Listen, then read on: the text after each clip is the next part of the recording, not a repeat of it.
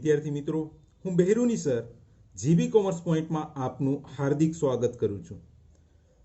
આજે આપણે ધોરણ 11 આંકડાશાસ્ત્ર વિષયમાં મધ્યવર્તી સ્થિતિના માપો ચેપ્ટરમાં ઉદાહરણ 28 કરવાનો છે. ઉદાહરણ 28માં વિદ્યાર્થી મિત્રો તમારી નજર સામે જે અત્યારે લાલ બોલપેનથી મેં લખેલ છે એ ઉદાહરણ 28માં આપેલ માહિતી છે. પ્રવાસ ખર્ચ છે કે જે વર્ગમાં છે અને મુસાફરોની સંખ્યા છે જે આવૃત્તિ છે અને એની સાથે 3 પ્રશ્નો છે. 3 પ્રશ્નોમાં પ્રથમ પ્રશ્ન છે વચ્ચેના 50% મુસાફરોની પ્રવાસ ખર્ચની સીમાઓ મેળવો. જ્યારે પણ મધ્યવર્તી સ્થિતિના માપોમાં સ્થાનિક સરેરાશના માપો એટલે કે મધ્યસ્થ, દશાંશ, ચતુર્થકો અને શતાંશકો શોધવાના હોય અને અસતત કે સતત આવૃત્તિ વિતરણ માહિતીમાં હોય ત્યારે વિદ્યાર્થી મિત્રો સૌપ્રથમ તમારે CF એટલે કે થી ઓછા પ્રકારની સંચયી આવૃત્તિ મેળવવાની રહેશે. તો અહીંયા પણ આપણે સૌપ્રથમ થી ઓછા પ્રકારની સંચયી આવૃત્તિ મેળવી લઈએ. થી ઓછા પ્રકારની સંચયી આવૃત્તિમાં પ્રથમ જે આવૃત્તિ હોય એ જ અહીંયા સંચયી આવૃત્તિમાં લખી દેવાની એટલે કે 7/7. ત્યારબાદ એ 7માં ત્યાર પછીની આવૃત્તિ ઉમેરવાની એટલે બીજી સંચયી આવૃત્તિ મળશે 20. 20માં ત્રીજી આવૃત્તિ ઉમેરતા આપણને ત્રીજી સંચયી આવૃત્તિ મળશે 36 અને 36માં ત્યાર પછીની આવૃત્તિ ઉમેરતા આપણને સંચયી આવૃત્તિ મળશે 45 અને 45માં 5 ઉમેરતા અંતિમ સંચયી આવૃત્તિ આપણને મળશે 50. થી ઓછા પ્રકારની સંચયી આવૃત્તિમાં જે અંતિમ સંચયી આવૃત્તિ હોય એ n બરાબર થઈ જાય છે. હવે આપણે 3 પ્રશ્નોમાં પ્રથમ પ્રશ્નની ગણતરી કરીએ કે જેમાં આપણને કીધું છે વચ્ચેના 50% મુસાફરોના પ્રવાસ ખર્ચની સીમાઓ મેળવો. હાલો વિદ્યાર્થી મિત્રો, આ દાખલામાં Q1, Q3, P85 અને D1 આપણે શોધવાનું છે. પરંતુ મારાથી એ મિસ્ટેક થઈ ગઈ છે આ દાખલામાં કે Q1, Q3, P85 અને D1 નો જે વર્ગ હોય એની જગ્યાએ મેં મધ્યસ્થ વર્ગ Q1 નો મધ્યસ્થ વર્ગ એવી રીતના Q3 નો મધ્યસ્થ વર્ગ બોલ્યું છે અને લખ્યું પણ છે. તો તમારે એ બાબત ધ્યાનમાં લઈ અને મધ્યસ્થ વર્ગ હોય ત્યાં Q1 નો વર્ગ અને Q3 હોય ત્યાં Q3 નો વર્ગ, P85 હોય તો P85 નો વર્ગ અને D1 હોય ત્યાં D1 નો વર્ગ સમજવું. મધ્યસ્થ વર્ગ માત્ર મધ્યસ્થ શોધીએ ત્યારે જ આવે. તો આ બાબત ધ્યાનમાં લઈ અને તમારે આ દાખલો જોવાનો છે અને સમજવાનો છે. વચ્ચેના 50% એટલે શું? તો કે માહિતીના જે 4 ભાગ આપણે કરીએ છીએ ચતુર્થકો એના વચ્ચે Q1 અને Q3 ની વચ્ચે જે માહિતી આપી હોય એ 50% છે. તો 50%ની સીમાઓ Q1 અને Q3 થશે. તો આપણે જ્યારે પણ આપણને એમ કહીએ માહિતીમાં કે 50% હોય એની સીમાઓ શોધો તો Q1 અને Q3 આપણે શોધવાના હોય. તો Q1 આપણે સૌપ્રથમ મેળવીએ તો Q1 બરાબર માં અવલોકનનું મધ્યસ્થ વર્ગ આપણે સૌપ્રથમ મેળવશું. તો મધ્યસ્થ વર્ગ Q1 માં 1 કૌંસમાં n/4 માં અવલોકનનો વર્ગ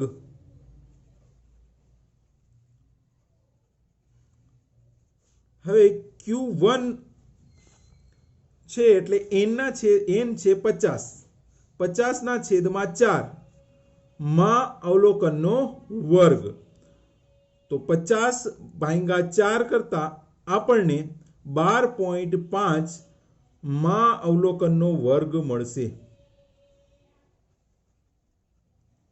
હવે વિદ્યાર્થી મિત્રો આપણને 12.5 અહીંયા જે મળ્યા છે એ આપણે CF માં જોશું અને એના આધારે આપણે મધ્યસ્થ વર્ગ મેળવશું. હવે જો અહીંયા CF માં 12.5 જે છે એ 20 માં આવે કારણ કે 7માં 12.5 ના આવે અને 36 માં પણ ના આવે એટલે 20 માં એની વચ્ચે જે છે એમાં 12.5 આવે.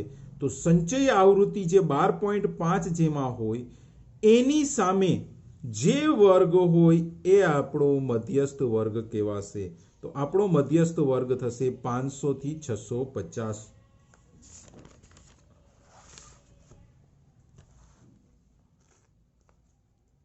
તો અહીંયા લખીએ 12.5 અવલોકન CF માં જોતા મધ્યસ્થ વર્ગ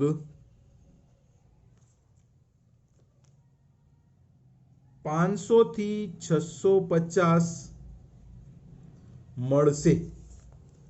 હવે એના આધારે આપણે જે સ્ટેપ કરીએ છીએ એ પ્રમાણે 4 કિંમતો મેળવવાની હોય છે. L, CF, F અને C. આ 4 કિંમતો આપણે મેળવી લઈએ. તો L એટલે જે મધ્યસ્થ વર્ગ આવ્યું હોય એની અધોસીમા બિંદુ. અહીંયા આપણને જે માહિતી પાઠ્યપુસ્તકના ઉદાહરણમાં આપેલી છે એ નિવારક વર્ગ છે. નિવારક વર્ગ હોય ત્યારે જે મધ્યસ્થ વર્ગ આપણો આવ્યો હોય એની પહેલી કિંમત એટલે કે નીચલી સીમા એ જ L રહેશે. એટલે કે મધ્યસ્થ બિંદુ એ જ મધ્યસ્થ વર્ગનું અધોસીમા બિંદુ 500 રહેશે.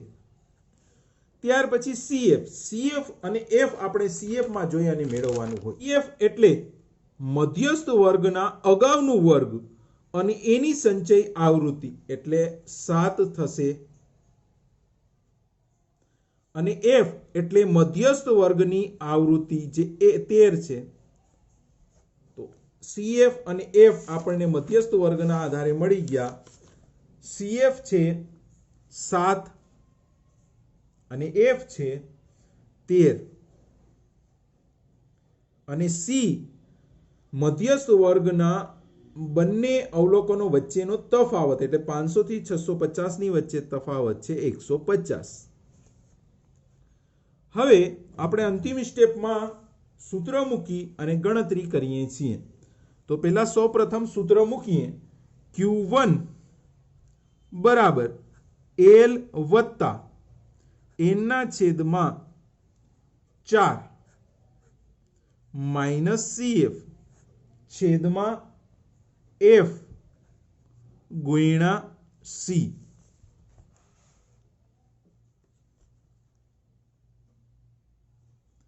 સૂત્રમાં આપણે કિંમત મૂકી દઈએ. L છે 500 અને N/4 જે આપણે શરૂઆતમાં મેળવ્યું ઉપર એ જ 12.5. તો 12.5 માઇનસ CF છે 7 છેદમાં F જે છે 13 અને એને ગુણ્યા વર્ગ લંબાઈ છે 150. હવે સૌ પ્રથમ આપણે બાદબાકી કરશું. 500 એમને મૂકી દઈએ પ્લસ 12.5 માંથી 7 જાય એટલે 5.5 વધશે. એના છેદમાં 13 એને ગુણ્યા 150. હવે વિદ્યાર્થી મિત્રો અહીંયા 5.5 જે આવ્યા છે એને આપણે વર્ગ લંબાઈ હોય એનાથી ગુણી નાખવાનું અને એને ભાગ્યા આપણે 13 કરશું. તો 500 એમને પ્લસની નિશાની 5.5 ગુણ્યા 150 ભાગ્યા 13 કરતા આપણને મળશે 63.4615 અને બંનેનો આપણે સરવાળો કરીએ તો આપણને મળશે 563.4615. પરંતુ અંતિમ જવાબ જે છે એમાં પોઈન્ટ પછી 2 આંકડા મૂકવાના હોય એટલે Q1 બરાબર 563.46. બીજી સીમા Q3 શોધવાનો છે. તો Q3 મધ્યસ્થ વર્ગ બરાબર 3 કૌંસમાં N/4 માં અવલોકનનો વર્ગ. તો એમાં રકમ મૂકીએ સૂત્રમાં 3 એમને n છે 50 50/4 માં અવલોકનનો વર્ગ. તો 50/4 કરીએ એટલે 12.5 આવશે. એને ગુણ્યા 3 કરતા આપણને મળશે 37.5 માં અવલોકનનો વર્ગ। હવે 37.5 આપણે CF માં જોઈ અને મધ્યસ્થ વર્ગ મેળવશું।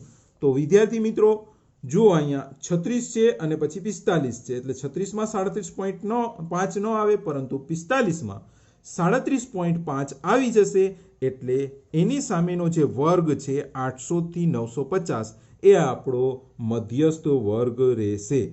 અને સાથે સાથે એના આધારે આપણે એને CF અને F મેળવીએ। તો 800 થી 950 છે તો એનો CF એટલે અગાઉના વર્ગની સંચય આવૃત્તિ, તો એનો CF થશે 36 અને F થશે મધ્યસ્થ વર્ગ જે છે એની આવૃત્તિ 9, તો એની સામે છે 9 એટલે F જે છે એ 9 થશે। તો અહીંયા આપણે લખીએ કે 37.5 CF માં જોતા મધ્યસ્થ વર્ગ 800 થી 950 મળશે। અને એના આધારે આપણે ચાર કિંમતો લખવાની હોય, L, CF, F અને C। તો L એટલે મધ્યસ્થ વર્ગની અધસીમા બિંદુ। અહીંયા નિવારક વર્ગ હોવાથી પ્રથમ કિંમત જે મધ્યસ્થ વર્ગની છે એ જ એની અધસીમા બિંદુ થશે, L બરાબર 800। CF આપણે જોયું કે 36 આવશે મધ્યસ્થ વર્ગના આધારે, અને F આવૃત્તિ આવશે 9 અને વર્ગ લંબાઈ મધ્યસ્થ વર્ગની 800 થી 950 વચ્ચેનો તફાવત 150। હવે આપણે Q3 મેળવીએ, તો Q3 નો પ્રથમ સૂત્ર મૂકીએ, તો Q3 બરાબર L વત્તા N ના છેદમાં 4 કૌંસમાં આગળ 3 માઇનસ CF છેદમાં F એને ગુણ્યા C। તો અહીંયા L જે છે 800 છે, એને વત્તા 3 કૌંસમાં N ના છેદમાં 4 જે છે એ આપણે ઉપર મેળવી જ લીધા છે। જુઓ 3 કૌંસમાં N ના છેદમાં 4 એની કિંમત છે 37.5, તો અહીંયા 37.5 મૂકી દઈએ, માઇનસ CF છે 36 છેદમાં F છે 9 એને ગુણ્યા વર્ગ લંબાઈ 150। હવે આપણે એની ગણતરી કરશું। 3 બરાબર બાદબાકી આપણે કરતા 800 એમને એમ રહેશે, પ્લસ 37.5 માંથી 36 બાદ કરતા આપણને મળશે 1.5 છેદમાં 9 ગુણ્યા 150। હવે 1.5 જે છે એ 150 ને ગુણી અને 9 થી ભાગાકાર કરશું, તો 800 એમને એમ પ્લસ આપણે આ ગણતરી કરતા આપણને પ્રાપ્ત થશે 25। તો Q3 બરાબર આ બંનેનો સરવાળો 800 વત્તા 25 એટલે 825 આપણને મળશે। તો આપણે એના આધારે કહી શકીએ કે કેન્દ્રના એટલે કે વચ્ચેના 50% અવલોકનોની સીમાઓ અનુક્રમે 563.46 રૂપિયા અને 825 રૂપિયા હશે। આપણે બીજો પ્રશ્ન મેળવીએ, તો બીજા પ્રશ્નમાં આપણને કીધું છે સૌથી વધુ ખર્ચ કરતા 15% મુસાફરોમાં ન્યૂનતમ ખર્ચ કેટલો હશે। વિદ્યાર્થી મિત્રો, જ્યારે પણ આપણને એવી રીતના સૌથી વધુ કહે ત્યારે એના સાથે પર્સન્ટેજ જે હોય એ આપણે શોધવાનું નથી, પરંતુ 100 માંથી આ પર્સન્ટેજ બાદ કરી જે પ્રાપ્ત થાય એ આપણે શોધવાનું છે। એટલે 100 માંથી આપણે 15 બાદ કરીએ તો આપણને 85 મળશે। 100 માંથી 15 બાદ કરતા આપણને 85 મળશે। તો P85 એ આપણે શોધવાનું રહેશે, કારણ કે પર્સન્ટેજ છે એટલે P85 આપણે શોધશું. જ્યારે પણ આ રીતે શબ્દો આવે, સૌથી વધુ ખર્ચ કરતા સૌથી વધુ એવું અને પર્સન્ટેજ સાથે હોય તો આ રીતે તમારે શોધવાનું રહેશે. તો આપણે P85 શોધશું. P85 નો વર્ગ બરાબર 85 કૌંસમાં n છેદમાં, હવે P આવે ત્યારે છેદમાં 100 આવી જાય, માં અવલોકનનો વર્ગ. ઉપર આપણે Q1 અને Q3 ની જે ગણતરી કરી એ પ્રમાણે જ આની ગણતરી થશે. અમુક જગ્યાએ ચેન્જીસ આવશે. તો n જે છે એ 50 છે, તો 50 ના છેદમાં 100 માં અવલોકનનો વર્ગ.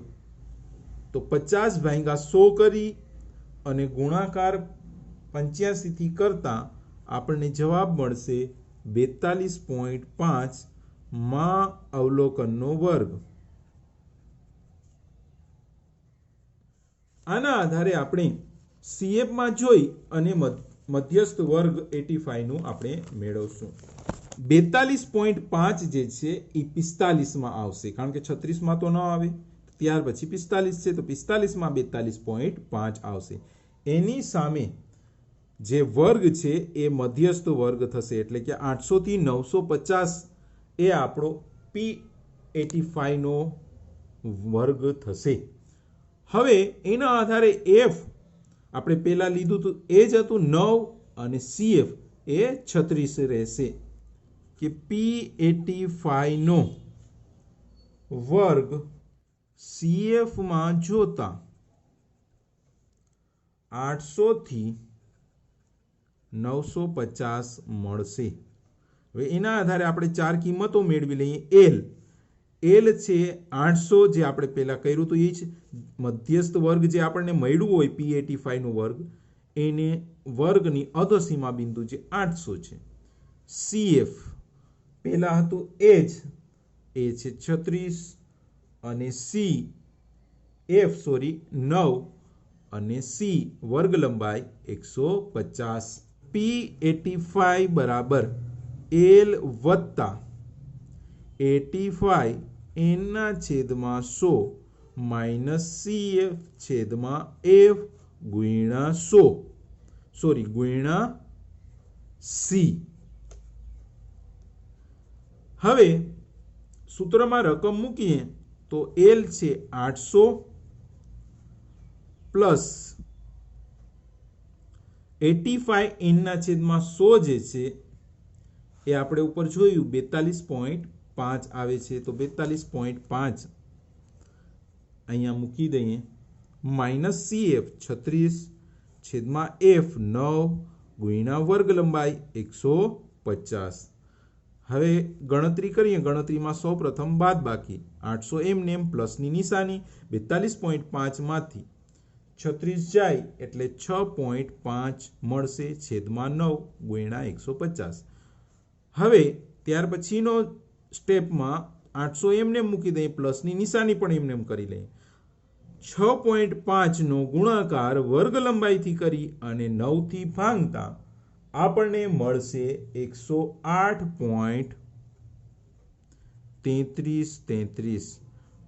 તો બંનેનો સરવાળો કરતા આપણને P85 મળશે 908.33. પરંતુ આપણો અંતિમ જવાબ જે છે એ પોઈન્ટ પછી બે જ આંકડાના હોય, એટલે 908.33 આપણો અંતિમ જવાબ રહેશે. હવે આના આધારે આપણે લખી શકીએ અને કહી શકીએ સૌથી વધુ ખર્ચ કરતા 15% મુસાફરોમાં ન્યૂનતમ ખર્ચ 908.33 રૂપિયા હશે. ત્રીજો પ્રશ્ન જે દાખલામાં આપ્યો છે એ લઈએ. ત્રીજો પ્રશ્ન છે સૌથી ઓછા ખર્ચ કરતા 10% મુસાફરોમાં મહત્તમ ખર્ચ કેટલો થશે? વિદ્યાર્થી મિત્રો, સૌથી ઓછું એવો શબ્દ આવે અને સાથે પર્સન્ટેજ હોય તો જે પર્સન્ટેજ હોય એ જ આપણે શોધવાના રહેશે. તો 10% છે તો P10 કરીને પણ શોધી શકાય અને D1 કરીને પણ શોધી શકાય, કારણ કે માહિતીનો 10મો ભાગ થયો એટલે D1 થાય અને પર્સન્ટેજ છે તો P10 પણ થાય. આપણે D1 કરીને શોધશું અને બુકમાં પણ એ જ રીતે છે. D1 નો વર્ગ બરાબર n/10 કૌંસમાં, કારણ કે 10 એટલા માટે દશાંશ આપણે D લીધો છે એટલે તમે P10 કરીને પણ લઈ શકો છો, બંનેનો જવાબ સરખો જ આવે. તો n/10 આગળ 1 D1 છે એટલે 1 આગળ માં અવલોકનનો વર્ગ, તો n છે 50, 50/10 માં અવલોકનનો વર્ગ, તો આપણને મળશે 5 માં અવલોકનનો વર્ગ. 5મા અવલોકનનો વર્ગ આપણે CF માં જોઈએ તો વિદ્યાર્થી મિત્રો જુઓ, 5 જે છે એ પ્રથમ CF માં જ આવશે 7માં. એની સામેનો જે વર્ગ છે એ આપણો વર્ગ કહેવાશે D1 નો. તો D1 નો વર્ગ છે 350 થી 500 આવશે. હવે એના આધારે આપણે CF અને F મેળવીએ. હવે CF એટલે જે આપણો વર્ગ આવ્યો હોય એના અગાઉનો વર્ગ અને એની સંચય આવૃત્તિ, પરંતુ અહીંયા એના અગાઉનો વર્ગ છે જ નહીં, માટે આપણે CF શું લેશું વિદ્યાર્થી મિત્રો? 0. CF બરાબર આપણે 0 લેશું. અને F શું લેશું? તો કે જે વર્ગ હોય એની સામેની આવૃત્તિ 7, તો F આવશે 7. આ બાબત ખાસ ધ્યાન રાખજો. તો હવે F અને CF બંને મળી ગયા અને વર્ગ પણ મળી ગયો. CF માં જોતા 5 નો વર્ગ 350 થી 500 છે. એના આધારે આપણે 4 કિંમતો મેળવી લઈએ. L તો મધ્યસ્થ વર્ગની અધોસીમા બિંદુ, નિવારક વર્ગ હોવાથી 350 જ રહેશે, પ્રથમ જે છે એ. CF અહીંયા 0 લેશું, કારણ કે એના અગાઉનો વર્ગ છે જ નહીં, તો એના અગાઉનો વર્ગ ન હોય તો એની સંચય આવૃત્તિ પણ ન જ હોય. અને F એ છે 7 અને C 150. D1 બરાબર L વત્તા n/10 માઇનસ CF છેદમાં F ગુણ્યા C. સૂત્રમાં રકમ મૂકીએ. L છે 350, n/10 આપણને મળ્યા છે 5 અને CF છે 0 અને F છે 7, એને ગુણ્યા C છે 150. હવે પેલા બાદબાકી કરીએ એટલે 350 એમનેમ પ્લસ એમનેમ અને 5 માંથી 0 જાય તો 5 જ વધે, 5/7 આવશે, એને ગુણ્યા 150. હવે 5 ગુણ્યા 150 કરી અને ભાગ્યા 7 કરશું. 350 એમનેમ પ્લસ 5 ગુણ્યા 150 ભાગ્યા 7 કરતા આપણને મળશે 107.1429. પછી પ્રથમ 4 અંક લેવાના. તો આપણને જવાબ અહીંયા મળશે 457.1429. પરંતુ D1 અંતિમ જવાબ જે છે એ પોઈન્ટ પછી 2 જ આંકડા હોવા જોઈએ, એટલે 457.14 એ આપણો અંતિમ જવાબ રહેશે. અને આનું અર્થઘટન થશે કે સૌથી ઓછો પ્રવાસ ખર્ચ કરતા 10% મુસાફરોનો મહત્તમ ખર્ચ ₹457.14 છે।